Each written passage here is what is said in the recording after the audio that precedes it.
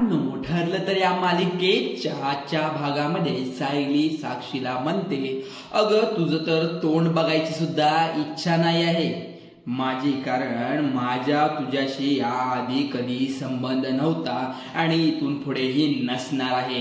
रागातच सायली साक्षीला म्हणते। साक्षी आता काही उत्तर न देता फक्त शांतपणे उभी असते आणि तिलाही तेवढं सायलीवर अर्जुन चिडचिड आलेली असते।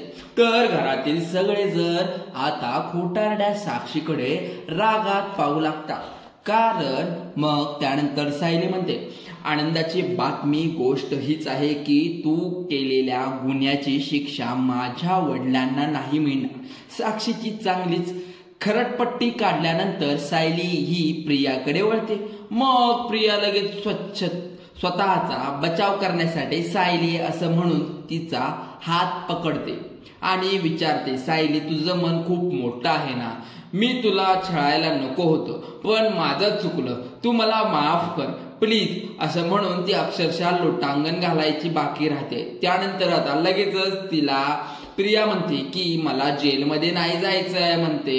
मग तू जर अर्जुनला सांगितलं ना तर तो नक्कीच काहीतरी करेन, मी कोणाशी परत असं वागणार नाही, मला माफ कर असं म्हणत प्रिया सारखी सायली समोर बोलत असते।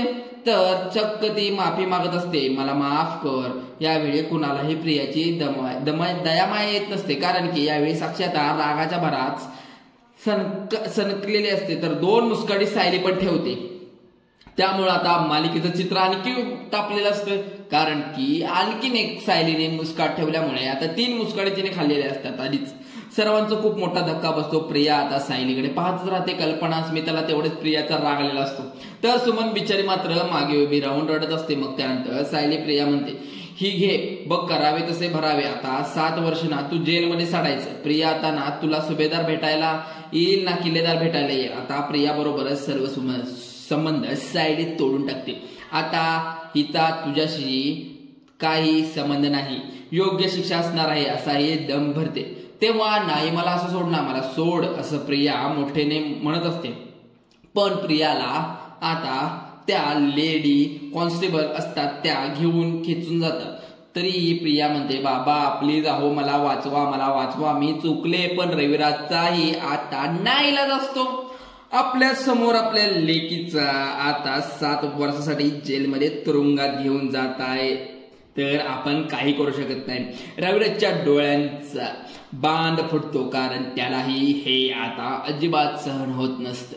परंतु प्रियाने स्वतः कबुली केल्यामुळे त्यामुळे आता तिला घेऊन जाणं हे बरोबरच आहे, कारण की नागराज देखील आपण सुमन देखील, पण आता कुणीही काही करू शकत नाही। नागराजच्या नावाने सुद्धा ती मोठ्याने बोंबा ठोकते की काका काहीतरी कर ना, मला काही जायचंय जेलमध्ये, नाही जायचं कारण हे वडून येत आहेत बघ ना काका। नागराज आता तिच्याकडे जरा दुर्लक्ष करतो, तर अस्मिता मात्र प्रियाकडे पाहून हसत असते, कारण तिला माहित असतं प्रिया ही खूपच खोटारडी आहे। त्यानंतर आता प्रिया जाताना मधुभाऊ पाहतात आणि पुढे येत असतात। त्यावेळी थोडा वाईट वाटतं, कारण आज 2-2.5 वर्षाने मी एवढा त्रास भोगतोय फक्त आणि भामट्या प्रियामुळे, असं मधुभाऊ असं वाटत असतं। तेही जागेवरच थांबतात। तर दुसरीकडे आता महिपत खूप चौताळलेला असतो, दामिनीच्या ऑफिसमध्ये येऊन राडा करून गेलेला असतो। भली मोठी अशी सुरा आणतो आणि त्यामुळे कोयता असतो त्याच्या हातात मानेवरच ठेवतो आणि म्हणतो, हे बघा माझ्यातला बाप हा तुमच्या समोर लोटांगण घालत होता आणि तुझ्या पायाशी धूळ पडला, हे बघ आज लेकीच्या हातामध्ये हातकड्या पाहिल्या, त्याच्याशी जनावर जागा झाला आहे माझ्यातला, पिसाळलोय आता मी, सोडणार नाही कुणाला, असं म्हणत तो स्वप्न दाखवत होती की हिला सोडवणार, माझी लेक सुटणार आहे, पाटील जगत जाणार आहे, त्याचबरोबर माझा लेकीचा रिसॉर्ट सुद्धा उभं राहणार आहे। अगं तू खोटं बोलीस माझ्याशी, तू महिपत चिरकेला फसवलंस, आता या फसवणुकीची शिक्षा काय तर नाक कान डोळे आणि जीभ आता कायमची जाणार, तसं म्हणून तो अगदी तिच्यावर हल्ला करणार असतो। तेवढ्यात दामिनी आता आपल्या शस्त्र बाहेर काढते आणि तिच्याकडे पिस्तूल असते। तेव्हा ती आता महिपतच्या छातीवरती पिस्तूल रोखून ठेवते। मग आता महिपत जरा चाचपसतो, घाबरतो आणि त्याला ती धमकी देत असतो, म्हणतो मागवायचं गुपचूप, मागवायचं. मग दामिनी आता आपले शस्त्र बाहेर काढते आणि तिच्याकडे पिस्तूल असते. तेव्हा आता महिपतच्या छातीवरती पिस्तूल रोखून ठेवते. मग आता महिपत जरा चाचपसतो, घाबरतो, त्याला धमकी देत म्हणतो मागवायचं, गुपचूप मागवायचं. मग आता रागात तिच्याकडे म्हणते इथं निघायचं, आता मला अजिबात इथून पुढे आयुष्यात कधी तोंड दाखवायचं नाही असं म्हणून ती त्याला अगदी चांगला कोंडीत पकडते आणि म्हणते चला आता बाहेर व्हायचं, चला बाहेर होत आहे का, आता मी बाहेर काढू तुम्हाला. महिपत तेवढ्यात रागात म्हणतो जाणार आहे, कायमचं जाणार आहे ग, मी परत कधी येणार नाही, पण तू येणार ना बाहेर कधीतरी, तेव्हा हे नसले तुझ्या बरोबर म्हणून पिस्तुलाकडे हात करतो. आता कधी तुझ्याकडे हे जेव्हा नसेल तेव्हा एकटी दुकटी तू रस्त्याने असे फिरू नकोस, कारण कुठल्याही अंधारातल्या कोपऱ्यात पिसाळलेल्या महिपत तुझ्या बरोबर तुझ्या समोर येऊ शकतो आणि तुझी मान छाटू शकतो असं तो आता धमकी देत त्याची ऍक्शन सुद्धा करून सूर्याने करून दाखवतो. आता रागाने लालबुंद झालेला महिपत गुपचूपपणे तिथून निघून जातो. पण त्याच्या डोक्यात आता दामिनीच्या रागाची सनक भरलेली असते. तो तिथून गेल्यानंतर दामिनीला सुद्धा खूप राग आलेला असतो आणि तो पुढे काय करायचं आता विचार करत असतो. इकडे आता मधुभाऊ हे प्रियाकडे जेव्हा पाहतात तेव्हा सायली त्यांच्या समोर जाऊन लगेच उभी राहते. दोघांनाही आता अक्षरशः दाटून येत, दोघे एकमेकांना मिठी मारून खूप रडत असतात. तेव्हा कुसुम सुद्धा त्यांच्या सोबत जाते आणि खूप रडत असते.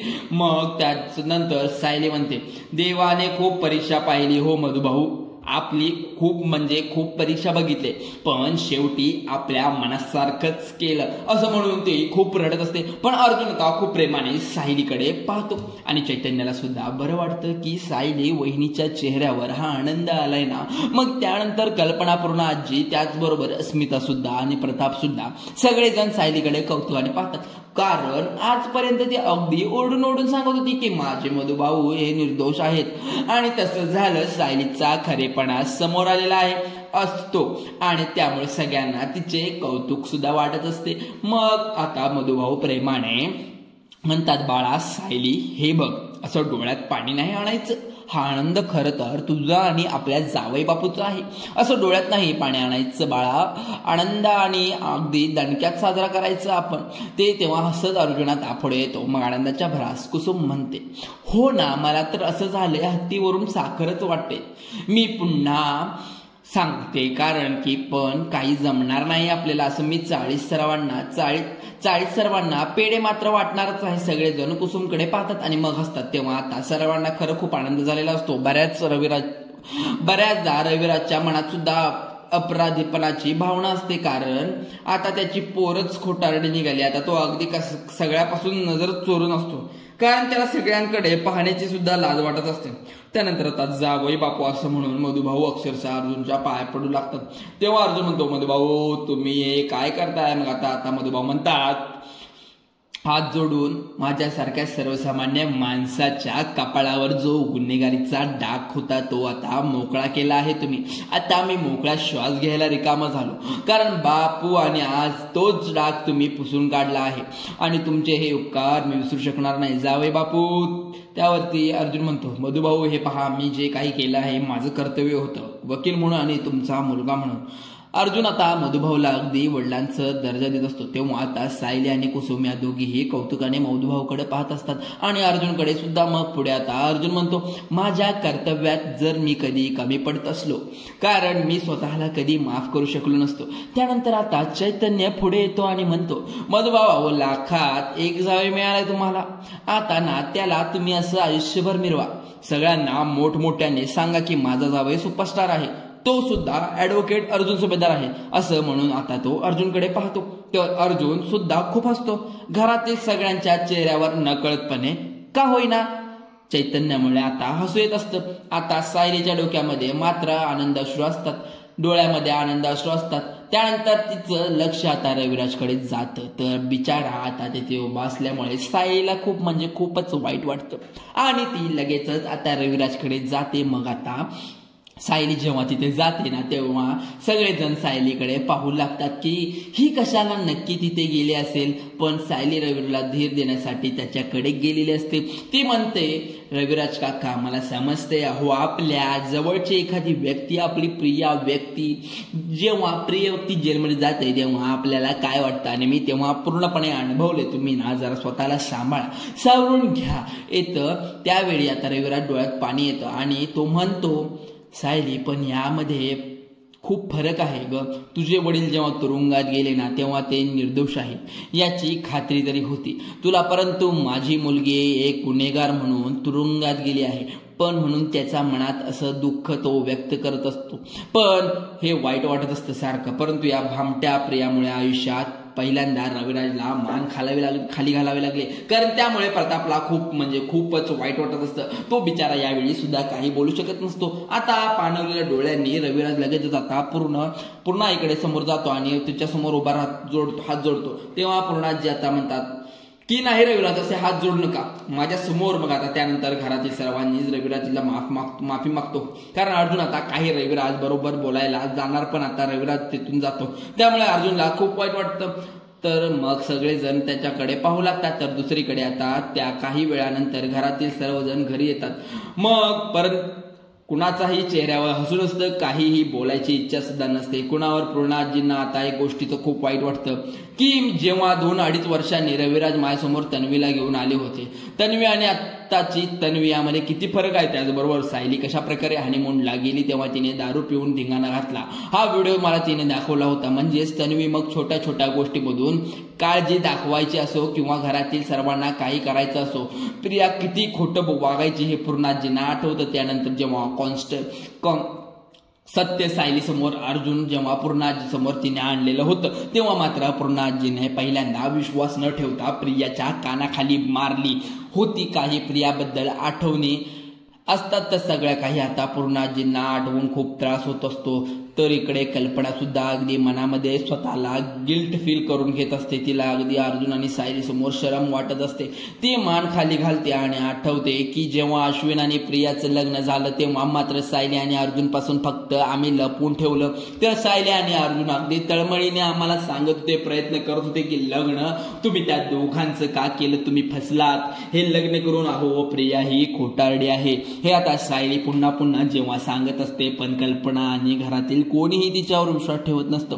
पण आज नेमकं सत्य उघडकीस आलेलं असतं. सायली एवढी तळमळीने जीव तोडून आपल्याला चांगल्या काही गोष्टी का सांगत होती कल्पनाच्या, ही गोष्ट लक्षात आल्यानंतर मग त्यानंतर कल्पना हे सुद्धा आठवतं की सायलीला मी नेहमीच दोषी ठरवलं, प्रियाला अगदी जवळ केलं, त्याचबरोबर प्रियाला अगदी मुलीसारखं वागवलं या घरामध्ये, परंतु तिने मला कधी असं आई म्हणून वागवलं नाही. मग आता कल्पना सुद्धा पण आठवत असतं सारखं कशा प्रकारे मी तिला नाश्ता वगैरे भरवायची, खोटं माझ्याबरोबर वागायची. मग आता हे आठवल्यानंतर कल्पना खूप त्रास होत असतो. त्यानंतर सतत सर्वांना घरामध्ये आठवत असतं की प्रिया कशी वागले घरामध्ये. हे आठवून अस्मिता सुद्धा अगदी शर्मेने मान खाली घालते. तिलाही आता आठवतं की सायली विरुद्ध आम्ही दोघी किती कुरखोड्या केल्या, म्हणजेच किती आम्ही उचापत्या केल्या आहेत, अशी वागत होतो आम्ही, तिच्याशी चुकीचं वागलो आहे. परंतु प्रियामुळे माझा पूर्ण माइंड चेंज झाला. त्याचबरोबर प्रियाने जी आयडिया सांगितली असे सायली कसं घराबाहेर काढायचं, म्हणजेच घरातील दागिने आपणच गायब करायचे, सायलीवर त्याचा आरोप लावायचा आणि मग बरोबर पूर्णाजी आणि मम्मा मिळून दोघी घराबाहेर सायलीला काढतील. काही वेळानंतर आता सगळ्यांनाच ते जज साहेबांचं बोलणं आठवतं की प्रियाने गुन्हेगारी करण्यासाठी साथ दिली, त्याचबरोबर खोटं बोलली, 2.5 वर्ष सत्य तिने फक्त साक्षीसाठी लपवून ठेवलं आणि म्हणून प्रियाला 7 वर्षाची जेल होणार आहे.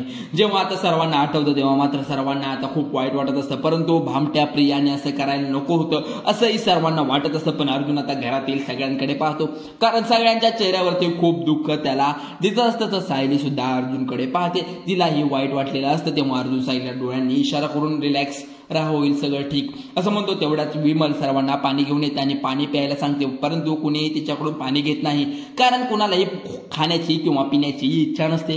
काही वेळानंतर विमल आता सायलीकडे जाते आणि म्हणते की विश्वासघात दुःख हे खूप मोठं असतं. अहो आपल्या सगळ्यांना हे विश्वासघात दुःख माहीत असेल, तरीही तन्वीताई जेव्हा कोर्टात बोलत होत्या ना तेव्हा मी टीव्हीवर पाहिलं आणि मलाही खरं तर खूप मोठा धक्का बसला.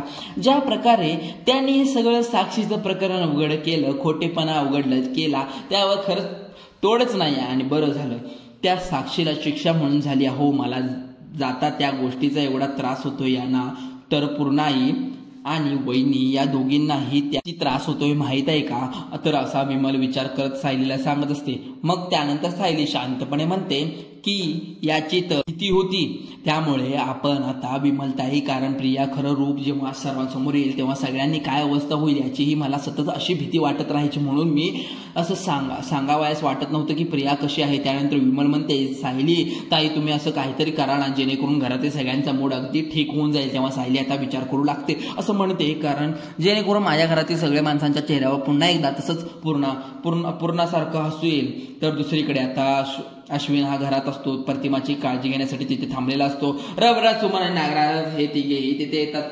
हे तिघे आल्याबरोबर अश्विन आता रविराज समोर जाऊन उभा राहतो आणि विचारतो, काका हे मी जे काही पाहिलंय बातम्या त्या खऱ्या आहेत का? अहो तन्वी कुठे आहे? तन्वीला 7 वर्षाची सजा वगैरे काय चाललंय काका? तन्वीने ते पुरावे मिटवले वगैरे असं काहीतरी म्हणत होते. मला तर खरंच काही कळत नाही काका, नक्की काय झालंय? तेव्हा रविराज काही सांगण्याच्या मनस्थितीत नसतो. तर अश्विन खरंच खूप हायपर झालेला असतो प्रियाच्या काळजीमुळे. त्याला ही प्रियाशिवाय सुंदर काही सुचत नसतं, त्याशिवाय दुसरं काही सुचत नसतं. नक्की कोर्टामध्ये काय झालं असेल त्याला खरं तर जाणून घ्यायचं असतं. पण रविराज आता तोंडातून एक शब्द सुद्धा काढत नाही नसतो, किंवा नक्की काय काय झालंय, तुझी बायको किती खोटारडी आहे हे सुद्धा सांगत नाही. मग आता रविराज विचारतो, अरे बाळा प्रतिमा बरी आहे का रे? आता प्रतिमा त्या ठीक आहे, ती झोपली आहे असं अश्विन म्हणतो. काका देणारे तर मला खरं काही कळत नाही आहे असं म्हणतो. मग आता रविराजची मनस्थिती बघता तो काही सांगणार नसतो. हे अश्विनला कळून चुकतं, पण त्यामुळे तो सुमनकडे पाहतो. तेव्हा सुमन म्हणते, अश्विन हे बघ खरं तर आम्हाला हा धक्का पचवणार नाहीये. अरे भाऊजी तर गाडीमध्ये एक शब्द सुद्धा बोलले नाही, त्यामुळे तू आता ना काही विचारू नकोस प्लीज, अशी सुमन आता सांगते. आता नागराज म्हणतो, बाळा मी तुला सगळं काही नंतर सांगतो. अश्विन तू नको काळजी करू, फक्त शांत राहा. तेव्हा अश्विन म्हणतो, नाही माझ्याकडे आता अजिबात वेळ नाही, मला आत्ताच्या आत्ता तन्वीला भेटायचं आणि या सगळ्या प्रकरणाची मुक्त करायचं आहे. सगळ्या अगोदर माझ्या तन्वीची यांनी जी अवस्था केली ना त्या लोकांना मला विचारायचं असं अश्विन रागात म्हणतो. तेव्हा खरं तर तो अर्जुन आणि सायलीला विचारण्यासाठी जाणार असतो. तेव्हा रविराज आता धक्क्यानेच अश्विनकडे पाहतो. मग आता अश्विन लगेचच जायला निघतो रागाच्या भरात. तेव्हा पाहून नागराज म्हणतो, तुला असं आता भेटता नाही येणार अश्विन कुणाला, जर तू जरा थांब इथे. पण अश्विन आता ऐकत नसतो. आता तन्वीचा विचारात निघालेला असतो. आता रविराजचा सुद्धा नाईलाज असतो, तो काही करू शकत नसतो. त्यामुळे तो आता आपल्या रूम मध्ये प्रतिमाला पाहण्यासाठी जातो. तर दुसरीकडे आता सायली ही आता घरातील सगळ्यांकडे पाहत असते. सगळेजण एकदम शांत बसलेले असतात. तेव्हा ती म्हणते, ऐका ना पूर्णाजी आई, अस्मिता ताई, तुमच्या मनाची आता काही जी अवस्था आहे ना ती मी समजू शकते. मला पण आता आपण ते सत्य स्वीकारायला हवं ना. मला आता सायली विचारते, मी तुम्हा सर्वांना कॉफी घेऊन येऊ का? मग आता अर्जुन म्हणतो, हो ये. तेव्हा ती सांज वेळ आता झाली असते. तेव्हा समोर अगोदर दिवा लावतो आणि असं विमल सांगते. मग पूर्णाजींना आठवतं की कशा प्रकारे जेव्हा सायलीचं कॉन्ट्रॅक्ट मॅरेज सत्य उघड झालं होतं तेव्हा सायलीकडून सगळं हा मान आम्ही हिरावून घेतला होता की ती देवापासून जेव्हा दिवा लावत होती तेव्हा मी तिला दिवाचा लावू दिला नव्हता. मग हे सगळं आठवल्यानंतर पूर्णाजीच्या डोळ्यातून पाणी येतं. तर आता विमल तिकडे देवा घराकडे निघत असते. तेव्हा पूर्णाजी म्हणतात, थांब विमल, अगं घरातील इडापिडा टळावी म्हणून आपण देवासमोर दिवा लावतो आणि तुला सांग खरंच आज खऱ्या अर्थाने आपल्या घरातील इडापिडा दूर झाली आहे. आज हिच्यामुळे शक्य झाले आहे की हिलाच दिवा लावू दे असं पूर्णाजी सायलीकडे पाहून म्हणतात. तर सायली आणि अर्जुनला खूप आनंद होतो, कारण आता सायलीला पूर्णाजीचं खरंच मोठा मान दिलेला असतो. त्यानंतर पूर्णाजी म्हणतात, तसाही हा मान फक्त घरातील मोठ्या सुनेला असतो.